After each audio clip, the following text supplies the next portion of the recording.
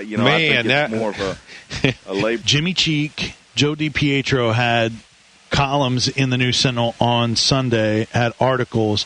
What did you make of what they wrote and the fact that they were there? Man, we'll run anything in our paper, won't we? I don't know. You tell us. Well, I run some of my columns. They're pretty lame. No, it's no surprise. I mean, they pretty much they're still spouting the same message. They just don't get it. I mean, all this talk is about one Tennessee I find ludicrous. How about stating the obvious, will you? It's been one Tennessee for a long, long time before any of these people that work there now came there. And you don't become one Tennessee with a catchphrase. It's a spirit. And it's always been there at Tennessee. I've been here almost 28 years now, Vince, and one of the things I've always been impressed with is how much the athletes pull for their colleagues in other sports, women's sports, men's sports.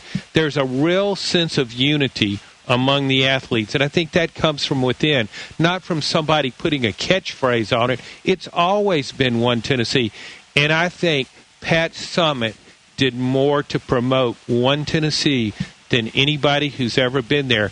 Here's a coach who men coaches, football coaches, Philip Fulmer would bring his football recruits in to meet Pat Summitt. Peyton Manning, when he was trying to make his decision to turn pro, consulted with Pat Summitt. She embodies one Tennessee, and she's the one that made that Lady Vols logo so significant nationally. It's one Tennessee. You can call the women's team the Lady Vols, the men the Vols, whatever. It doesn't matter. It's still one Tennessee. It's one banner with different logos beneath it. I mean, anybody that knows anything about marketing knows that. But it just amazes me how badly they've missed the mark here, and how they've done more to divide Tennessee when they're talking about in the name of one Tennessee. They're doing more for division than they are for pulling everybody together, and they just don't get it. So do you think that this will help them in any sort of way? I know it's probably too late for some, regardless of what the message is, but was there any better explanation of what they're at least attempting to do in those articles? No, it's the same thing. Mm-hmm. There's nothing new here. There's nothing new to be said from their vantage point. I mean, you can contradict their vantage point with solid evidence in almost any way you want to. You can bring in marketing professionals and do it. You can bring in UT athletes and do it. You can bring in current, past athletes. You can bring fans, boosters. But they don't get it.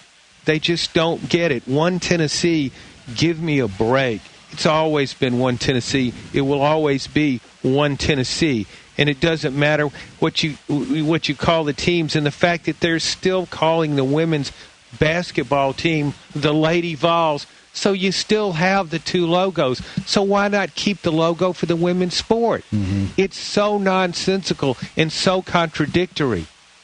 I mean, you've got these people leading a university. I think that's scary. You could see what they're trying to do in attaching themselves to Butch Jones because of Coach Jones's popularity right now, and saying, hey, he believes in this. This is what we want to do. But, obviously what you just said, that it's well, not yeah, I mean, yeah, yet. Butch Jones is popular right now because he's recruiting well. But I don't think Butch Jones has any idea how much the Lady Vols logo means. Mm-hmm. He hasn't been here. Mm-hmm. And yeah, he's great at talk. He's great at catchphrases. He can talk one in Tennessee, and he can promote as well as anybody. But that doesn't change anything. It's always been one Tennessee. You don't do it with what you call a logo. You can have the Power T over umbrella over everything, but you can still call the women athletes the Lady Vols. I mean, none of these guys get it. And I think part of it has to do with the fact that none of them are from here. And they don't understand what went into creating that logo and the value of that Lady Vols within the Tennessee brand. I mean, you still say everybody's under the power T, fine. But you can still have the Lady Vols, because in a lot of ways that means more nationally than a power T does. Mm-hmm. If you ask somebody in Ohio what the power T is, and you ask them what Lady Vols are, I think a lot more of them will know about Lady Vols because of what Pat Summitt did. You go anywhere in America and people know who Pat Summitt is.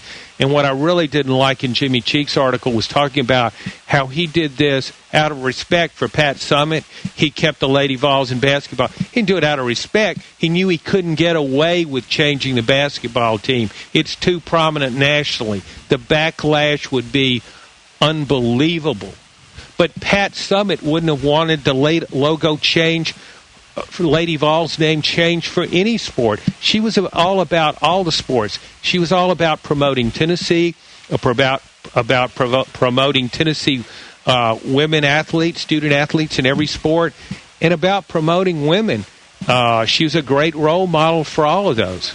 That's John Adams, columnist from the Knoxville News Sentinel. You can find his work in today's News Sentinel, GoVolsExtra.com, where if you missed those articles from Jimmy Cheek and Joe DiPietro in yesterday's paper, you can find them at GoVolsExtra.com and come to some conclusions and check those